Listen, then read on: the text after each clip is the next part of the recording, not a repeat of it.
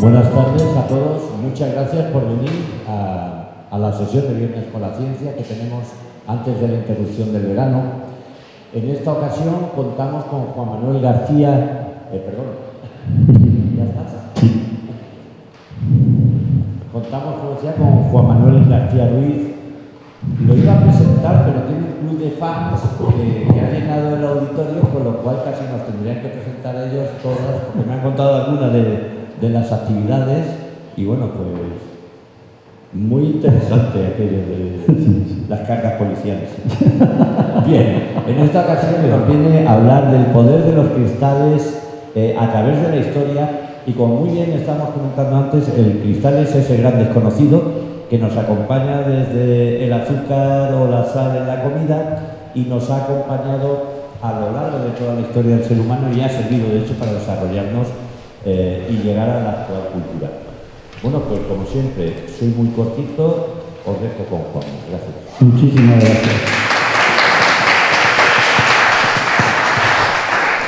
Bueno, pues es un placer, como veis, estoy contentísimo de estar aquí con tantos amigos y amigas y bueno, y participando en esta iniciativa que me parece muy importante. Yo soy un ferviente partidario de defender una cultura ciudadana basada en la ciencia y entonces pues todo esto me parece que son iniciativas que son muy importantes, ¿no?, para lograr eso, ¿no?, para que digamos, tengamos un poquito más de racionalidad en la vida cotidiana, aunque el tema de hoy va precisamente sobre esa dicotomía entre la razón y la empatía, ¿no?, y de dónde viene eso. Bueno, os voy a hablar hoy del poder de los cristales.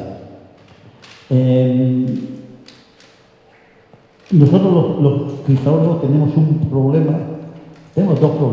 El primero es que cuando se habla de cristal, pues la gente confunde cristal y vidrio, es decir, son un mal uso de la palabra, entonces la gente le llama cristal al cristal de las ventanas, al cristal de las gafas, cosas que no son cristales, son vidrios, ¿no? Entonces, para empezar, vamos a ver, ¿no? Esto es cristal y vidrio, dos compuestos, uno es un diamante, que está hecho de carbón, y otro es carbón amorfo, que está hecho de carbón también. Exactamente. ¿Cuál es la diferencia entre los dos? Entre el cristal de... Efectivamente, la diferencia son 12 millones de euros, que es lo que va. Pero, como por ahí, la diferencia está en el orden. La diferencia está en que los cristales, las moléculas de cristales están perfectamente ordenadas en un orden que se llama periódico, un orden que tiene mucha simetría, variada simetría, ¿no?, y un orden periódico, en este caso bidimensional. Esta sala, la silla de esta sala, es un medio cristalino, están perfectamente ordenadas, un orden periódico, a la misma distancia una de otra, las filas, una distancia igual de otra, las columnas a la misma distancia, es decir, es un orden cristalino, un orden tridimensional. Mientras que los vidrios, las moléculas de los vidrios están desordenadas.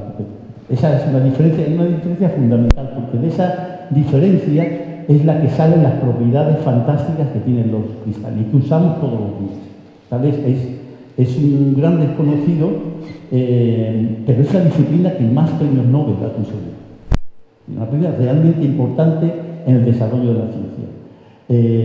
Y esas propiedades, o sea, ese orden interno, tridimensional, esa periodicidad, es el que confiere al cristal las propiedades que tiene fantásticas, entre ellas, pues la morfología, la forma de los cristales por definición, de hecho,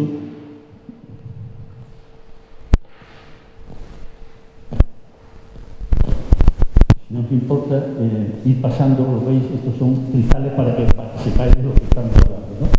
Son cristales de cuarzo en concreto. Entonces, las formas externas es una característica del cristal, que es un poco que digamos que también confunde a la población, a los ciudadanos, porque cuando nosotros vemos cristales no se ven esas formas tan perfectas en la mayoría de los casos.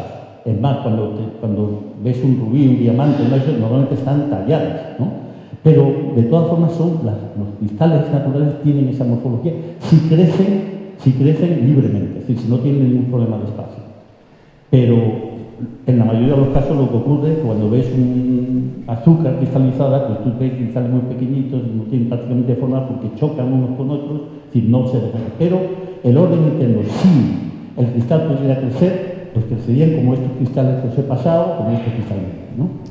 Entonces, ese orden interno es el que manda en las propiedades. Por ejemplo, este orden, un cristal de cloruro sódico, es esta estructura muy simple, una estructura se llama cúbica, un átomo de cloro, uno de sodio, cloro, sodio, una estructura cúbica simple. Las formas tienen que ser también derivadas de la estructura, son cubos, ¿no? Y por ejemplo, en la estructura del agua, el agua cristalizada, que es el hielo, es una estructura hexagonal y por eso los cristales de hielo, los copos esos tan bellísimos que vemos, ¿no? Son cristales hexagonales.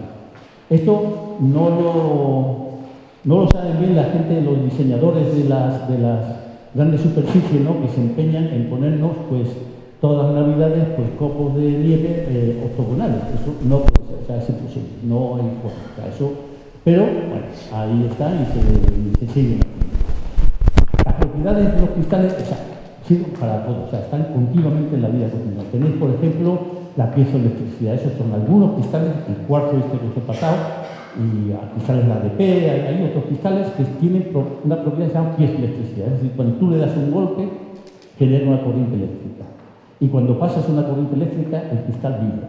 Entonces, eso tiene unas aplicaciones tremendas, por ejemplo, las ecografías. Las ecografías son un peine de cristales piezoeléctricos y ese peine lo que va recibiendo es por ejemplo, una ecografía de una mujer embarazada, pues lo que va recibiendo son esas vibraciones que tiene el feto y entonces eso lo transforma después en un software que lo transforma en imagen, ¿no? Los cristales de cuarzo, los mecheros estos que son piezoeléctricos, ¿no? Ahí se aplican a multitud de cosas. Hay otra propiedad que se llama piroelectricidad, que es lo mismo, pero en vez de la presión, la temperatura, ¿no? Entonces eso, cuando tú entras en una superficie, un carrito y tal, pues ahora ya se hacen con otro tipo de sensores que inicialmente pues, lo que detectaba es el calor de tu cuerpo, detecta el calor de tu cuerpo y abre la puerta, ¿no? O sea, tiene unas propiedades enormes. Las células fotovoltaicas, ¿no? Pues todas son cristales de silicio, son estos chorizos que se hacen ahora, ¿no? Son buenos cristales de silicio. Los láser, ¿no? Pues hay una cantidad de aplicaciones, semiconductores, por ejemplo, el Silicon Valley, un reloj de estos cristales líquidos, ¿no? Las pantallas de nuestros cristales son pantallas de cristales líquidos en 2 dimensiones. El Silicon Valley se llama así porque toda la microelectrónica prácticamente está basada en los cristales semiconductores, los cristales de silicio, de arenuro, de galio. Lo que pasa es que hay gente que no contenta con todas estas aplicaciones que tienen los cristales de cristografía, pues piensan que los cristales tienen propiedades mágicas, ¿no? Y claro, a mí eso siempre, cuando daba una charla de este tipo, siempre hay alguien al final que me decía, oiga, ¿y usted como experto cree en las propiedades mágicas de los cristales? Es decir, propiedades curativas, ¿no? Y claro, eso siempre era un problema, ¿no? Y ahora que digo, entonces a mí no me gusta llevar la contraria, entonces sí, yo decir, no, sí, yo creo en las propiedades porque si a usted, pues su marido, su hijo, su amante, su novia, le regala un diamante, le entra una cosa, así que es que te viene arriba, y claro, eso no hay forma de explicarlo racionalmente. Es más, hay estamos estudiando, es una ley, la ley que yo llamo la ley del cariño inducido, ¿no? Que es el cariño en función de, claro, el cariño en unidad arbitraria, porque a ver cómo se mide, en función del número de quilates. Y una ley de tipo S, hay muchas leyes de ese tipo en ciencia, ¿no? Entonces, cuando los quilates son 2 o 3 quilates, pues la relación de enamoramiento, tal. Si hay 4, 5, 6 quilates, es lo que la persona se vuelve absolutamente loca, hace lo que quieras tú y tal. Y estas curvas tienen siempre un punto de saturación, que yo le llamo en ese caso el punto de Elizabeth Taylor, porque ya le regale lo que le regale, se divorcia de ti, etc. Y después ya hay, a partir de 9 quilates de evasión de capitales, que es para lo que sirven realmente los diamantes. El pegarte gordo, para que lleva un literal de un químico.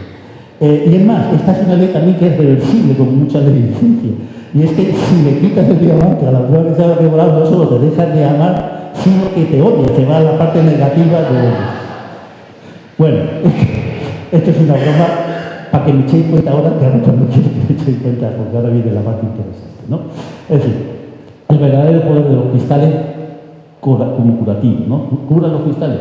Sí, pero de una forma muy racional. Bien, esto de aquí, esto es una imagen microscópica de un pañuelo de seda y esto un pañuelo de celulosa. Vamos a necesitar la luz, quitar la luz, ¿sí? Entonces, la pregunta es, si no tuviéramos un microscopio, ¿cómo podríamos conocer la estructura de estos dos materiales? Imaginar, no tenemos un microscopio, ¿cómo conocemos? Pues eso se puede hacer gracias a una propiedad que se llama difracción. Difracción. Si yo cojo el pañuelo de celulosa, como veis, son unas fibras que están completamente desordenadas, ¿no? Que no tienen estructura, y yo le hago pasar un haz de luz monocromática, un haz verde en este caso, ¿no? De una longitud de onda muy específica, pues si lo veis, pues, no lo podemos ver aquí. Bueno, ¿dónde? Aquí, ¿no? Aquí. Vale. Entonces lo que veis es una serie de el láser inicial, ¿no? El punto central, y una serie de puntos desordenados alrededor. Puntos que están completamente desordenados. Pero si yo ahora cojo, y esto no es magia, pero casi, este pañuelo, que es un pañuelo como este de aquí, que tiene unas fibras que están ordenadas periódicamente, es decir, están como un cristal cristalizado, entonces, si yo lo hago pasar este haz de luz, mirad lo que es. Entonces, eso se llama difracción. O sea, esto no es que sea transparente, sino que esta luz interacciona con la malla periódica esa que hay ahí, y entonces eso lo que hace es provocar este tipo de patrones. ¿Y por qué la cristalografía es importante? ¿Por qué tiene tantos premios Nobel? Pues porque lo que hemos conseguido los cristálografos en el último siglo ha sido desarrollar toda una teoría de forma que yo, mirando qué puntos son los que aparecen, qué puntos son los que no aparecen, a qué distancia están unos de otros, la intensidad cómo va bajando dentro del punto hacia afuera, con toda esa información, nosotros somos capaces de sacar esta imagen.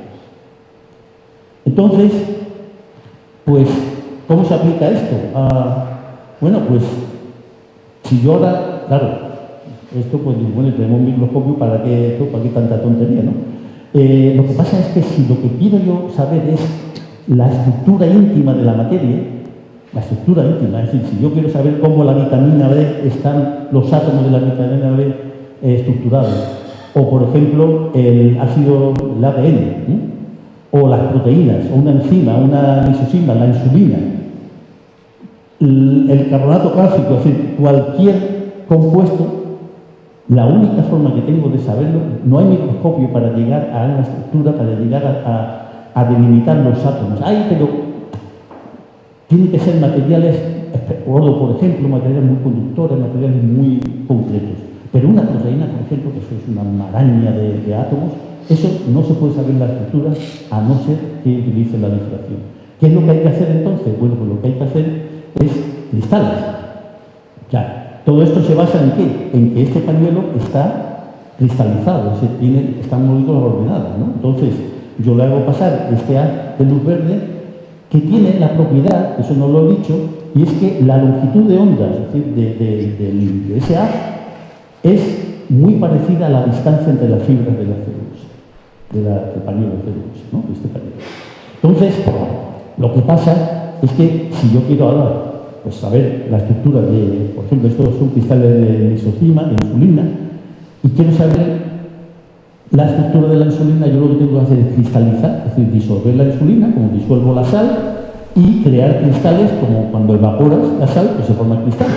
Bueno, pues lo que hacemos es eso. Lo que pasa es que es mucho más complicado que cristalizar la sal, entonces muy complicado hacerlo. Pero una vez que lo consigues, ya tienes la vitamina C o la proteína, la insulina, la lisosima, el carbonato cálcico, lo que quieras, lo tienes ya cristalizado. Entonces ahora lo que hacemos es utilizar un haz un haz como este, ¿no? Este es el rojo, es otra longitud distinta, pero claro, tenemos que utilizar un haz con unas distancias que sean atómicas, la distancia en que están los átomos y las moléculas dentro de sus cristales de insulina, ¿no? Y entonces lo que utilizamos son rayos X. Y eso es lo que hacemos.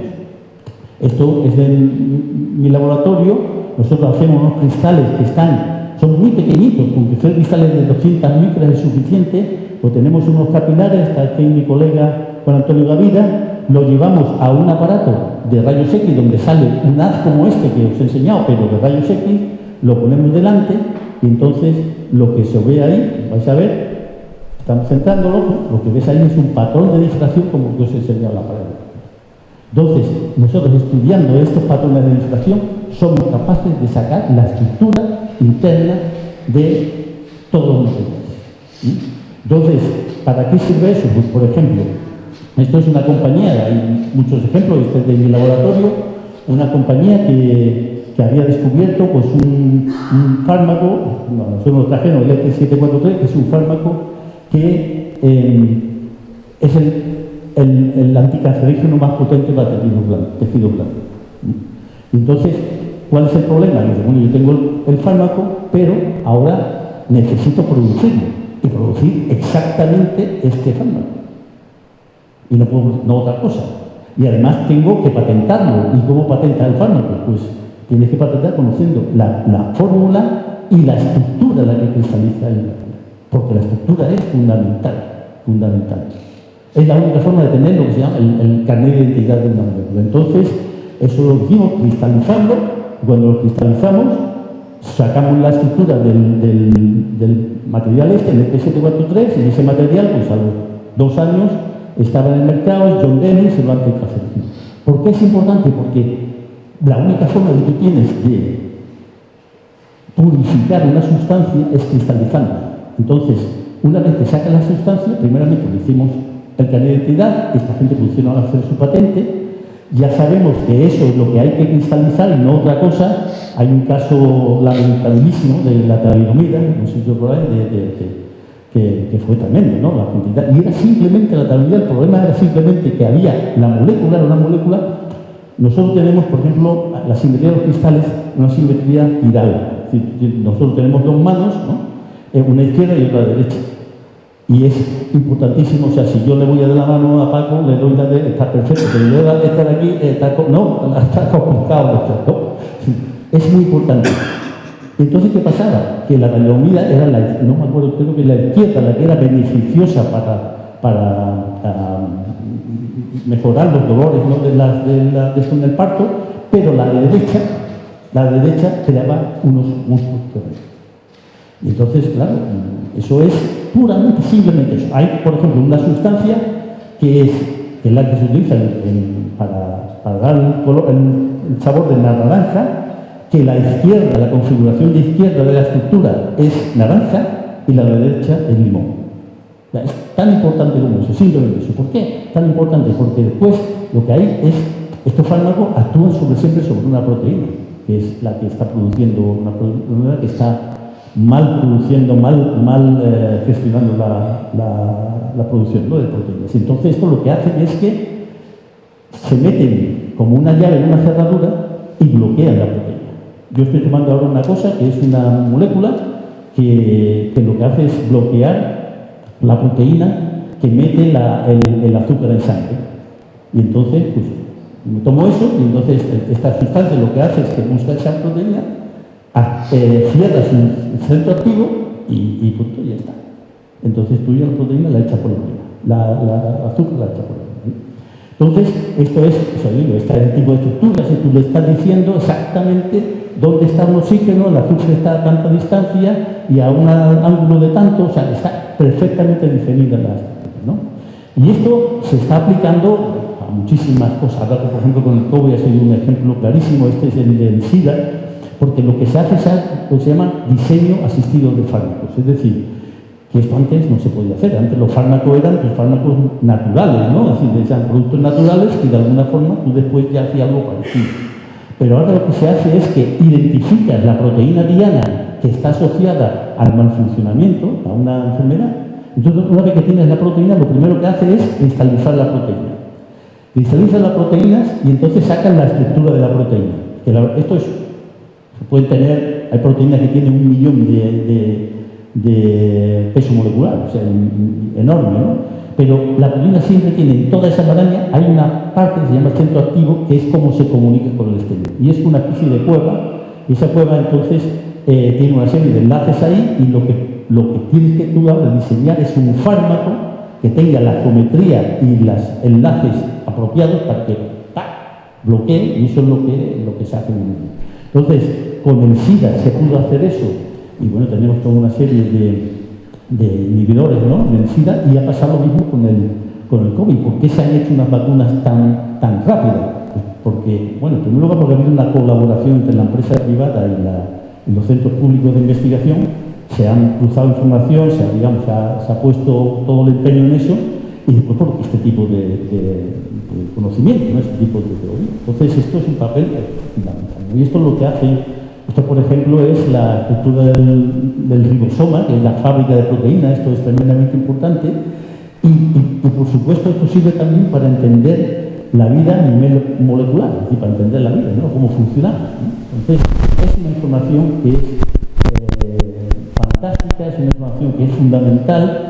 Y, por supuesto, os podéis imaginar que cualquier otro producto, estamos hablando de temas de biomedicina, de farmacia, de producto físico, las propiedades tú no puedes controlarlas, ni modificarlas, ni regularlas, a no ser que tenga la estructura. Por eso es tan importante la cristalografía. Entonces, pues, esto es la cosa, o sea, ¿curan los cristales? Sí, pero por esto. Por otra cosa, no está muy claro, ¿no? Pero yo voy a hablar ahora de un tema que yo llevo estudiando mucho tiempo, que es el papel del cristal, es decir, ¿por qué creemos esa? Porque hay científicos y científicas que piensan, bueno, hay que denunciar estas cosas de la paraciencia, ¿no?, y que hay que denunciar que la gente cree en esto de los cristales y tal cual. A mí me parece que la gente puede creer lo que quiera. Yo siempre digo a la gente, usted crea lo que quiera, la Virgen del Rocío, lo que sea, los cristales, lo que sea, pero se toma las pastillas. Yo voy a poner pastillas y después ya cree lo que sea. Es lo que, claro. Y entonces, yo lo que sí me interesa es por qué tenemos esa idea de que los cristales tienen propiedades mágicas. Eso es lo que hay. Entonces, decía la gente, usted cree esto, pero le voy a explicar por qué. Entonces, llevo unos años estudiando esto. Yo me dedico a ciencia un poquito más, digamos, más seria, ¿no? Tenemos grupos de investigación, tenemos proyectos de investigación de ciencia muy, digamos, básica, ¿no? Pero lo que pasa es que esta es una parte que a mí me fascina, y entonces siempre que puedo pues le voy echando tiempo, y últimamente pues ya bastante bien. Porque fijaros, estos cristales que os he pasado, de cuarzo, que habéis dicho, hombre, pasé un experto, pues se podría haber estirado más y traer los cristales, ¿no? Pero estos cristales son los primeros objetos que coleccionaron los homínidos. Estos cristales de cuarzo que os he pasado. Esa cosita así. Eso. Desde hace al menos 780.000 años, del hombre de Pekín, se coleccionan cristales de ese tipo. Y pues hay muchas. Eso es una cosa absolutamente, hay pruebas de mucho tipo, en principio es difícil creerlo, pero es así. O sea, es lo primero, de hecho se considera la primera evidencia de pensamiento simbólico. Porque claro, esto es una cosa que tú te encuentras, allí se encontraban esto y cogerlo, y decir, me atrae, me gusta, y encima le doy valor porque cojo y me lo llevo a donde estaban los refugios que estuvieran, las cuevas que estuvieran, ¿no? Entonces, eso es lo que ocurre. Entonces, ¿por qué? O sea, ¿qué les atraía a los homínidos durante muchísimo tiempo y qué nos atraen a nosotros, ¿no? Porque nosotros, o sea, como he puesto anteriormente, esta es Marina Bravoni, es una artista, o sea, nosotros tenemos una faceta, todo el mundo le gusta. Nosotros hacemos un concurso de cristalización en la escuela que participan más de 15.000 niños y niñas todos los años, y cuando los profesores dicen, bueno, ¿qué hacemos? Los primeros profesores cuando llegan por primera vez, no se preocupen, los niños les encanta de entrada. O sea, hay una fascinación ahí que está clara, ¿no? Entonces, ¿por qué? Bueno, pues la pregunta es, ¿por qué los homínidos coleccionaban cristales antes del desarrollo de la conciencia?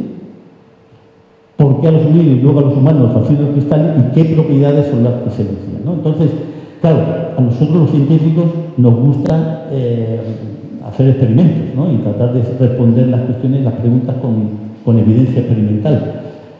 Hoy por hoy todavía no podemos hacer experimentos con homínidos y ya veremos cuando con esto de la genética, pero ahora mismo no se puede hacer. Pero sí podemos hacer experimentos con la última especie que se separó de nosotros, con los chimpancés. Y entonces la cuestión es, hicimos eso. Vamos a buscar dónde hay chimpancés. En Madrid hay una fundación que recoge chimpancés de maltrato, de los circos, de la gente ligada quieto, tal. Y tienen allí 2 colonias de 5 chimpancés, tienen 300 y pico simios, pero el chimpancé tiene 2 colonias de 5 simios. Entonces, le pedí permiso a la que llevan esta fundación y nos dejaron hacer una serie de experimentos y entonces pues hicimos un experimento para responder a estas preguntas, ¿no?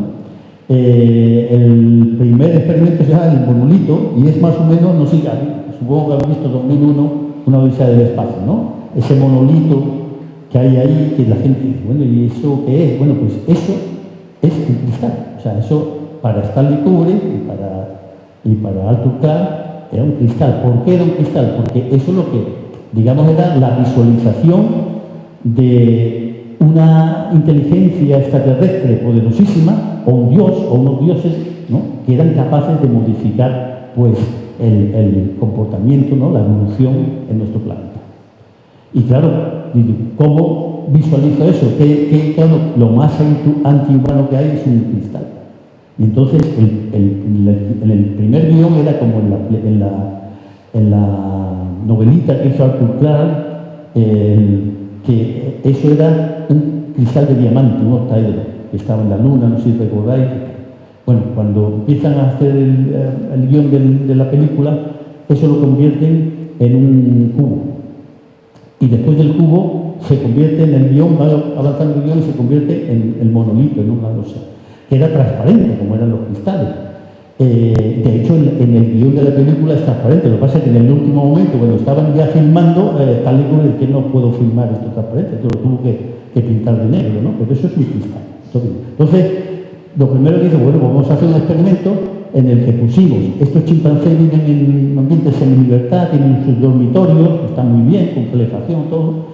Les dan de comer fuera, entonces salen al jardín, un jardín de 3.600 metros cuadrados, y entonces allí están, comen, están allí pues jugando. Entonces, por la noche pusimos 2 pedestales, en uno de ellos pusimos un cristal de cuarzo, como esos soldados, pero de medio metro, y una roca más o menos del mismo tamaño, y entonces los chimpancés salieron por la mañana, pues, y a ver qué pasaba, ¿no? O sea, lo que medíamos era el tiempo, pusimos cámaras de televisión y tal, 4 cámaras distintas, y para ver el tiempo de relación con el cristal y con la piedra.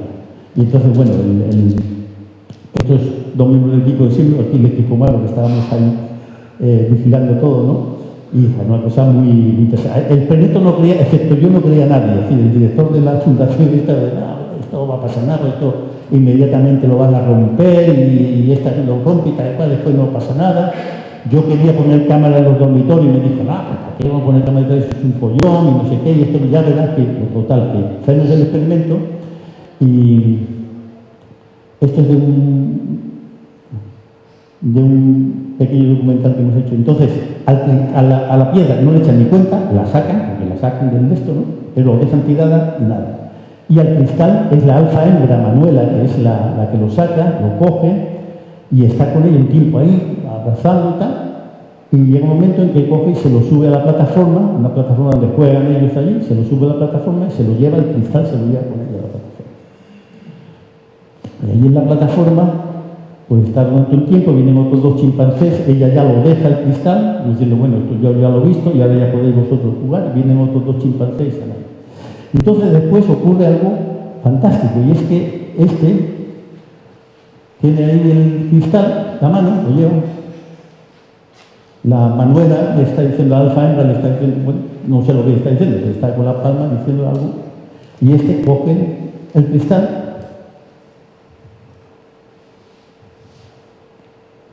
Él lo lleva, maneja piernas y manos igual, ¿no? Entonces, pues ahí va con el cristal adelante y para esto se lo lleva al dormitorio, se lleva el cristal por el dormitorio.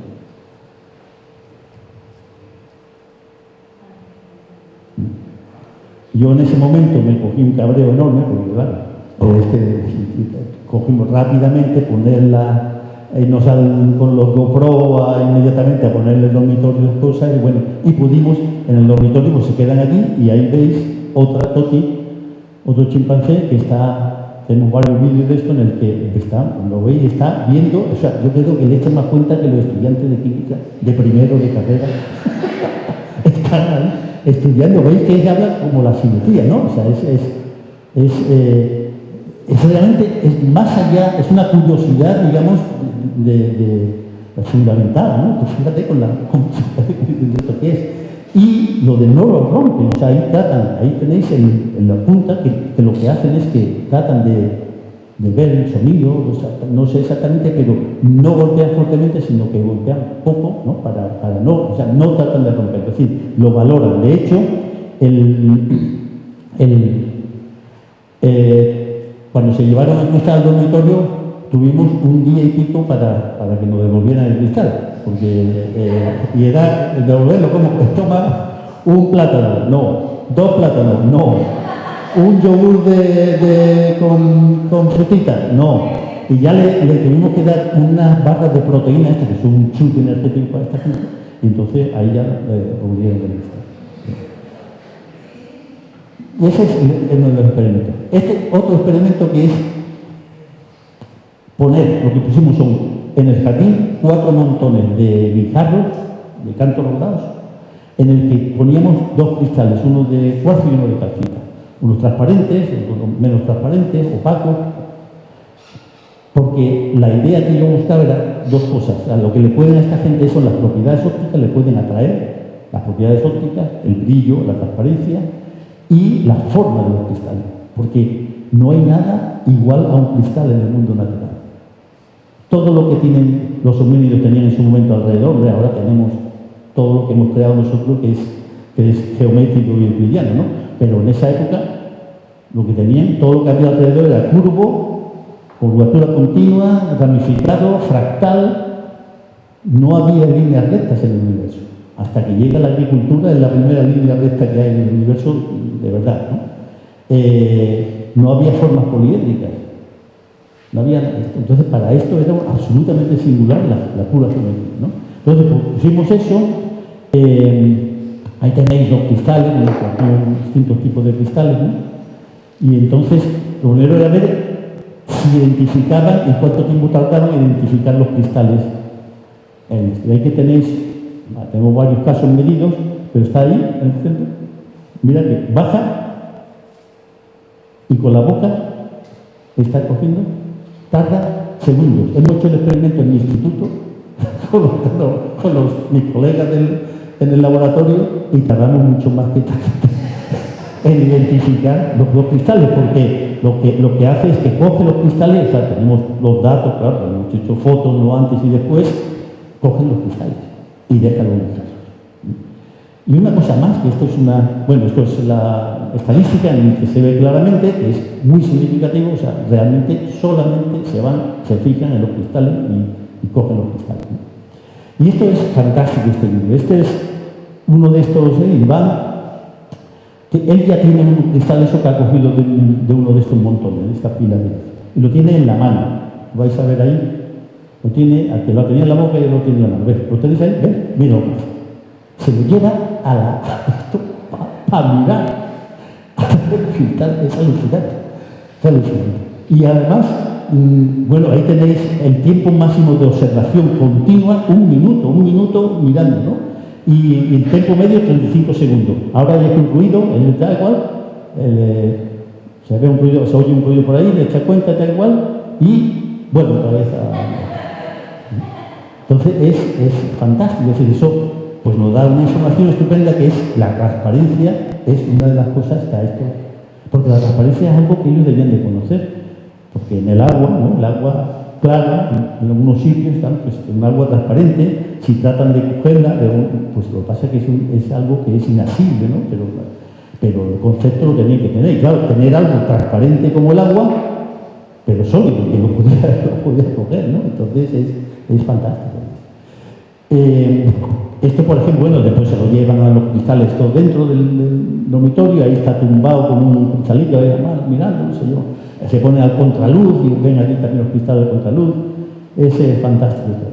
Y esto es un experimento para ver si la transparencia, está claro, es importante, si la forma también es importante. Y entonces, este experimento cogimos cristales de cuarzo transparente, que son hexagonales, como es eso que habéis visto, ¿no? Son prismas hexagonales y una bipirámide hexagonal. Estos de calcita, que son cristales trigonales y son translúcidos, y estos que son cristales de pirita, cubos de pirita, de aquí de Ambassade, aquí de España, que son cubos perfectos y que son de vidrio metálico, o sea, perdón, de brillo metálico, y son opacos, claro. Entonces, le pusimos esto en otro experimento, y lo que pasó, pues bueno, ahí tenéis, aquí estos son los resultados del experimento, y veis que aquí hay 17 piedras y 3 cristales. Bueno, pues desaparecen todos. ¿Y qué es lo que pasó en ese experimento? Que hubo una de las chimpancés que coge todo, se lo lleva a la boca y las manos y tal, todo, y se sube a la plataforma, con todos los guijarros y los cristales. Está allí un tiempo en la plataforma, nosotros no podemos entrar en estos sitios, son animales muy peligrosos, son muy fuertes, ¿no? Entonces, cuando llegamos a la plataforma y vimos lo que había hecho, tenía los guijarros por un lado, los 3 cristales están aquí, el cuarto, la pirita y eso por otro. Se había separado, como si nos quisiera decir que yo estoy entendiendo esto. Total, esto es ahora, pues yo creo que es un experimento muy importante porque, claro, eso lo que significa, el resultado es que los cerebros de los chimpancés pueden identificar la singular de los cristales frente a otras piedras en su entorno natural. Y que son capaces no solamente de identificarlos, sino que tienen un interés exploratorio más allá de la curiosidad, más allá de la propia curiosidad. Y la razón por la que es una combinación de propiedades ópticas, la razón por la cual son atraídos, podría ser especialmente la transparencia y morfológica, es decir, las formas poliédricas que no existen en la naturaleza y para ellos son cosas similares. Entonces, en cierta medida esto que responde con la gente, con esta fijación que tenemos, ¿no?, con los cristales, que son algo mágico, incomprensible, es que llevamos, por lo menos según nuestro experimento, 6 millones de años con el cristal metido en la cabeza. 6 millones de años. Es muchísimo tiempo en el que de alguna forma nosotros hemos estado relacionados con los cristales. Lo tenemos, digamos, dentro de nuestro acervo cultural.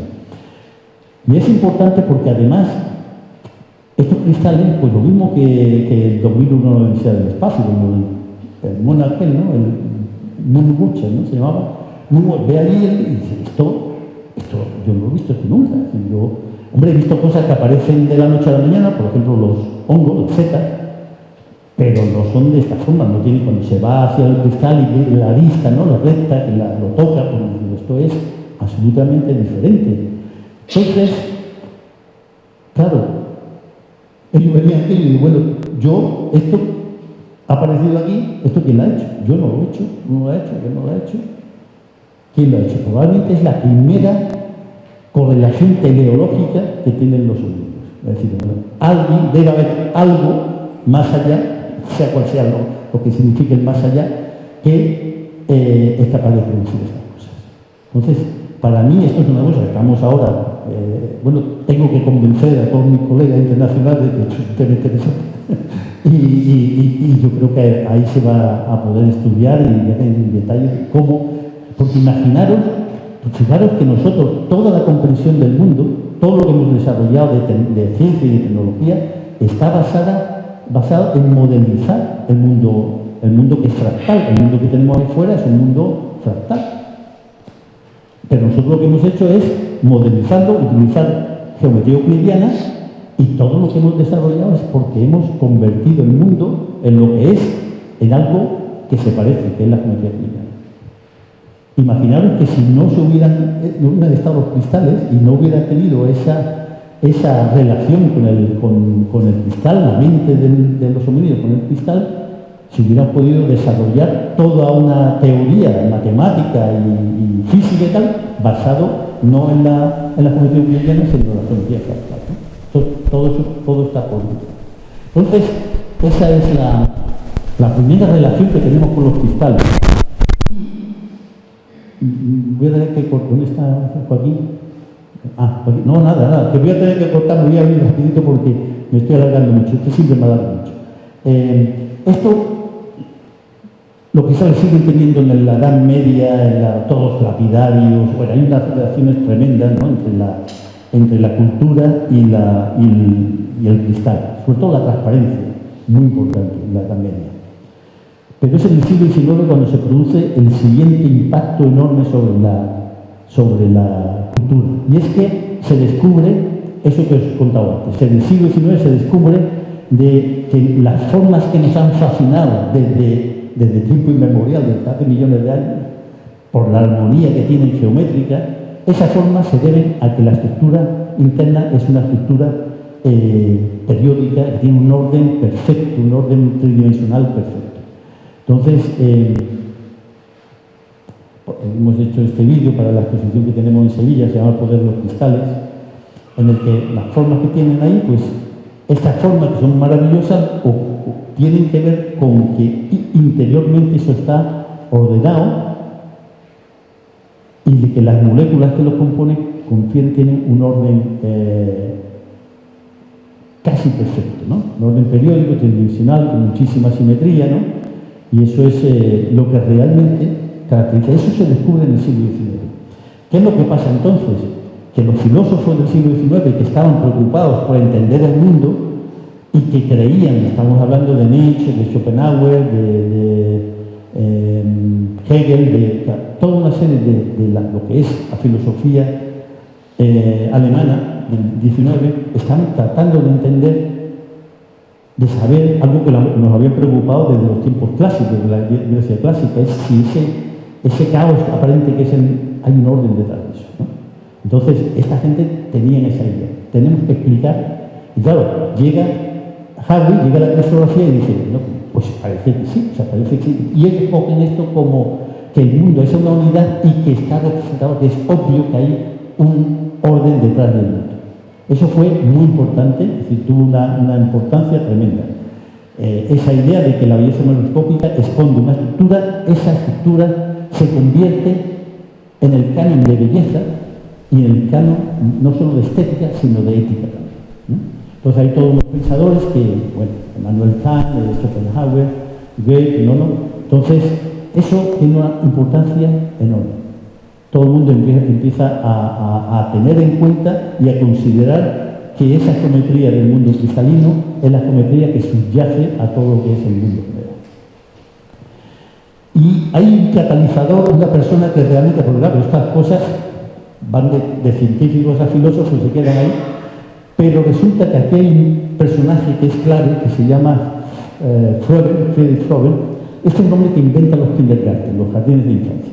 Y este dice, a ver, este está influido por toda esa filosofía alemana, y este dice, bueno, tenemos que a los niños pequeñitos y las niñas tenemos que llevarlos a colegio y a enseñarles ahí que ellos mismos aprendan, la idea que tenemos hoy en día, los jardines de infancia, claro, ellos mismos aprendan jugando y tal, el orden que hay en el mundo, que es un orden continuo, que va desde Dios hasta la naturaleza, pasando por el hombre, que todos tenemos que entender eso.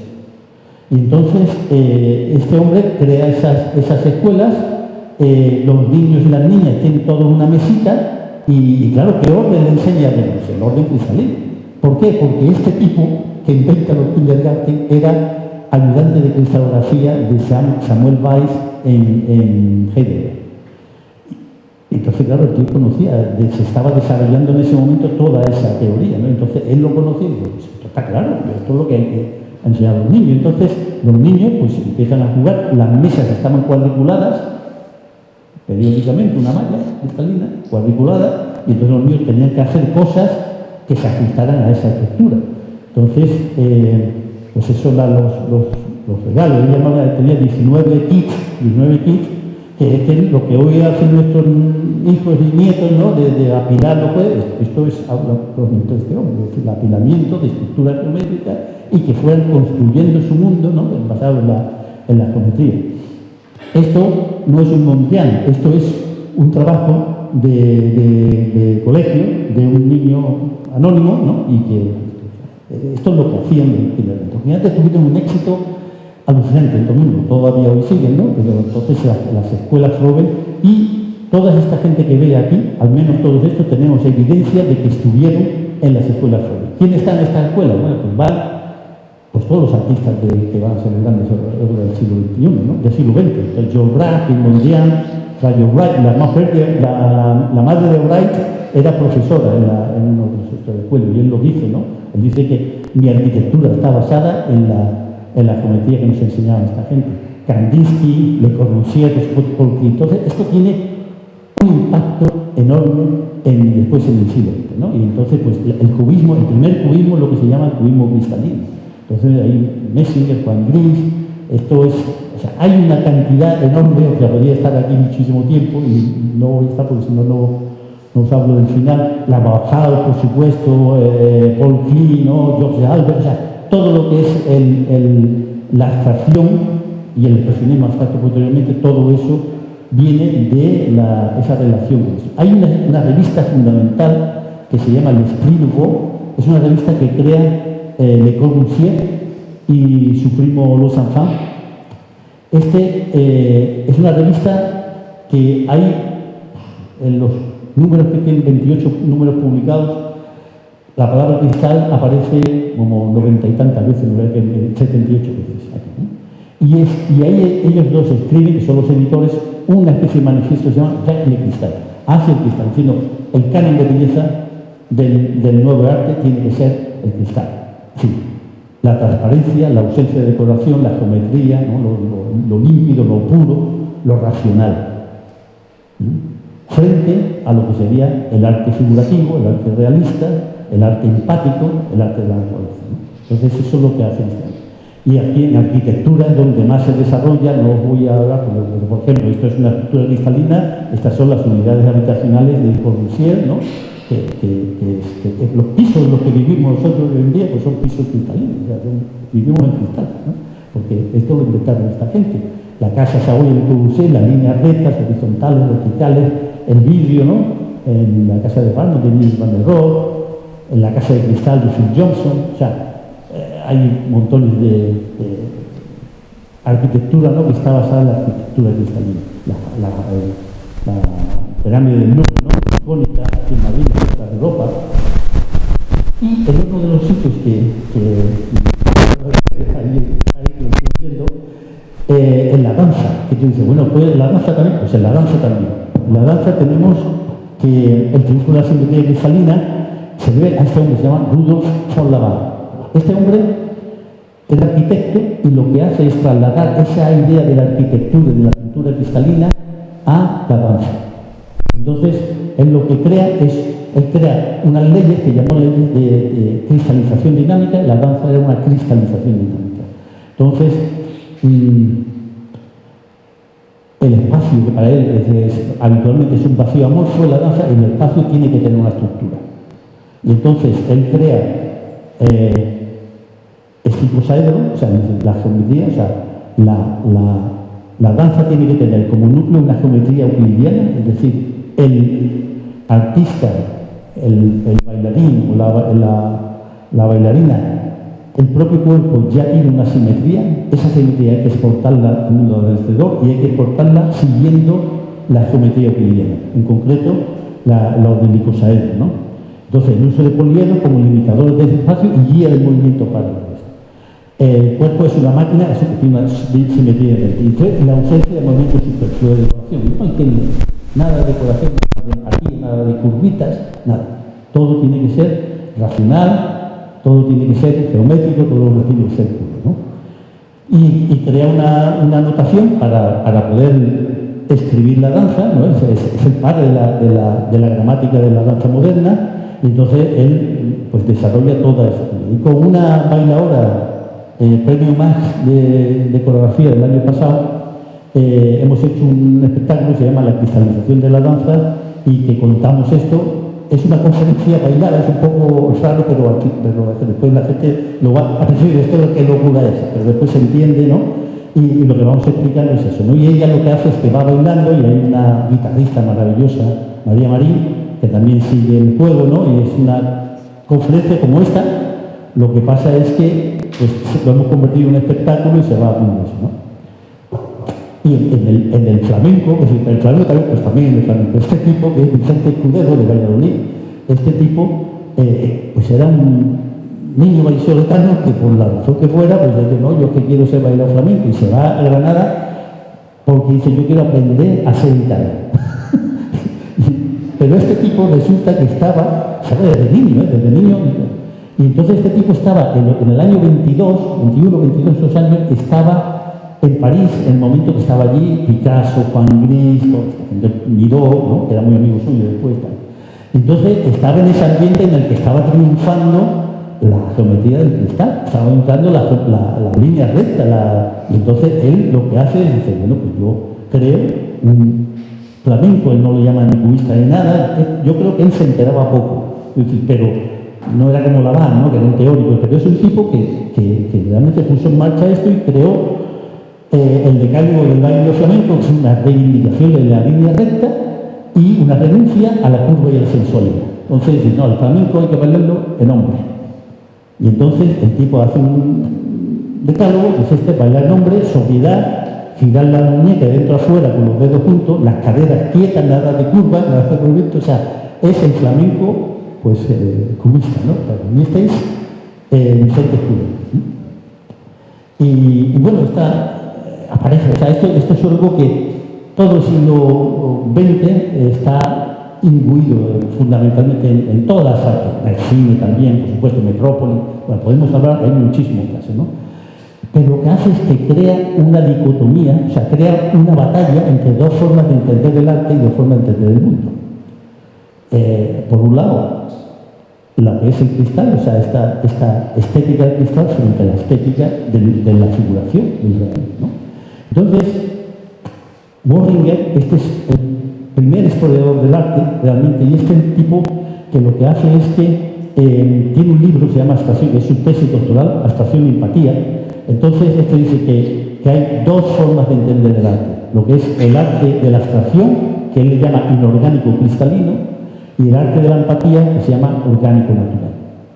Dice dos formas distintas de entender el arte. Y que, así como el deseo de empatía, pues se basa en la experiencia estética, la satisfacción de la belleza orgánica, el deseo de abstracción encuentra su belleza en lo inorgánico, en lo cristalino, en una palabra, en toda la regularidad y la necesidad abstracta. Y dice, no es que no sepan, los artistas abstractos, no es que no sepan dibujar o no lo sepan hacer, es que están buscando algo muy superior, están buscando espiritualidad en todo eso, ¿no?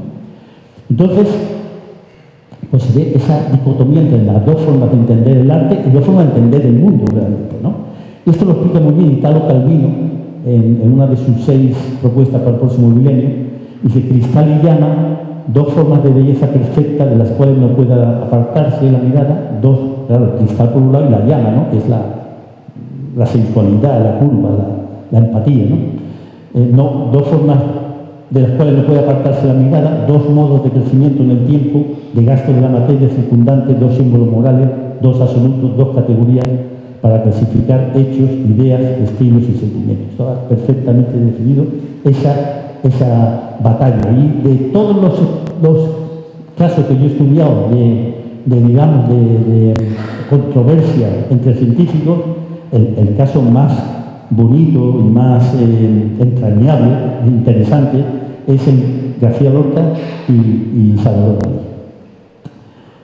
Ellos se encuentran en la residencia de estudiantes. Estamos en la residencia de estudiantes, los años 1920 y tanto, cuando están ellos dos allí, son dos jóvenes, ¿no? En aquel momento Dalí era geometría, absolutamente pura geometría. Yo estaba completamente loco con la geometría. Y para mí era Le Corbusier, era Juan Gris, era Pablo Picasso, más que Picasso, Juan Gris, el purismo italiano, el retorno al orden, o sea, todo este tipo de cosas, ¿no? Y él se reía de la valor de plástica y le escribió, se lo mandaba a su tío Domenech desde Barcelona, le mandaba esto, junto con el Humanité, y entonces el Humanité le influyó poco, esto le influyó más a Dalí, ¿no? Entonces, esto es lo que pintaba Dalí en esa época, ¿no? Es un cuadro absolutamente cubista, la naturaleza muerta, ¿no? El arte debía de ser funcional, pura geometría, limpio como cristal, formas simples, exactas, racionales, libres de emoción. Esa es la botella de ron, que un cuadro que está copiado prácticamente de Juan Gris. Este es un autorretrato, este es el Salvador Dalí de aquella época, ¿no?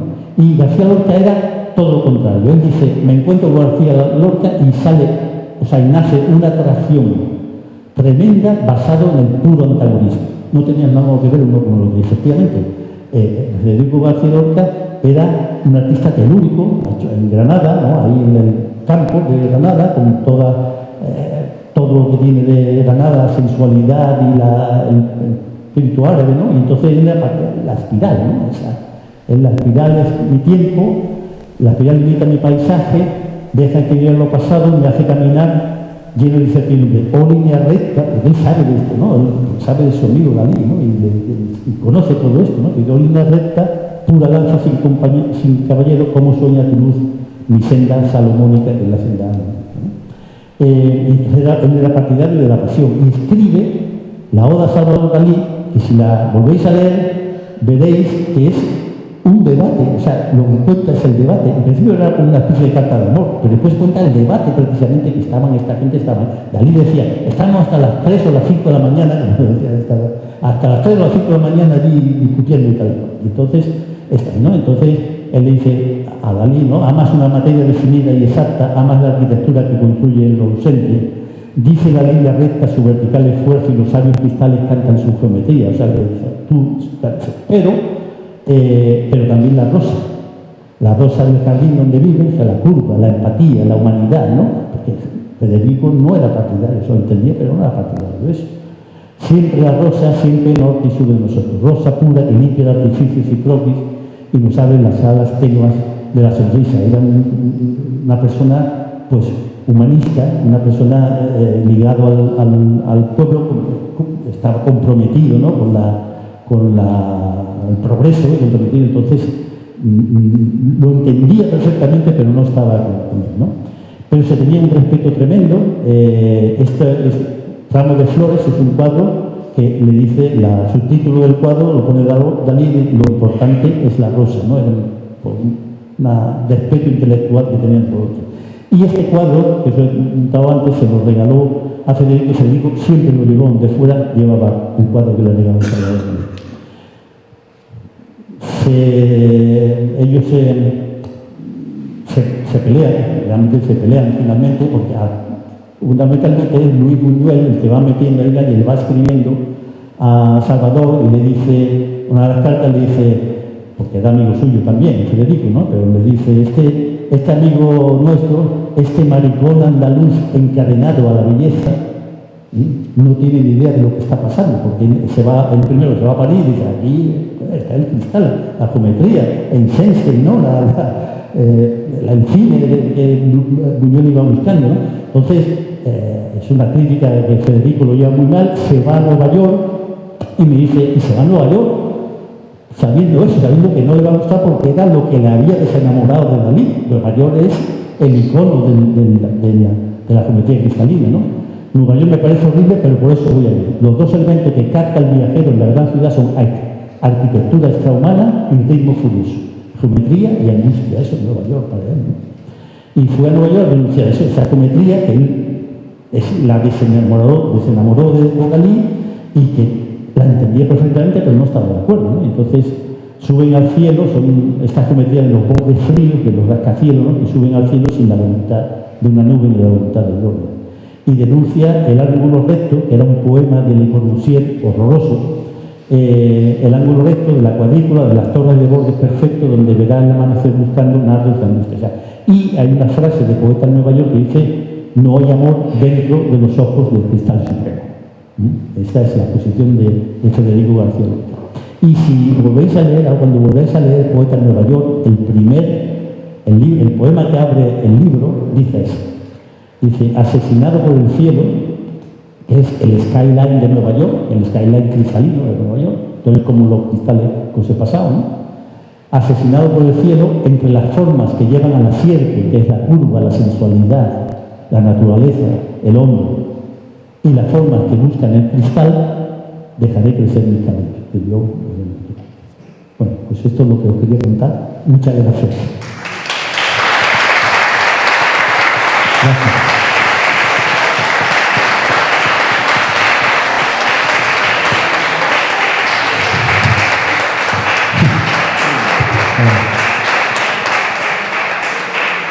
Perdonad que me he alargado un poquito, pero bueno. Bueno, pues esto sucede cuando juntas la erudición con la auténtica divulgación.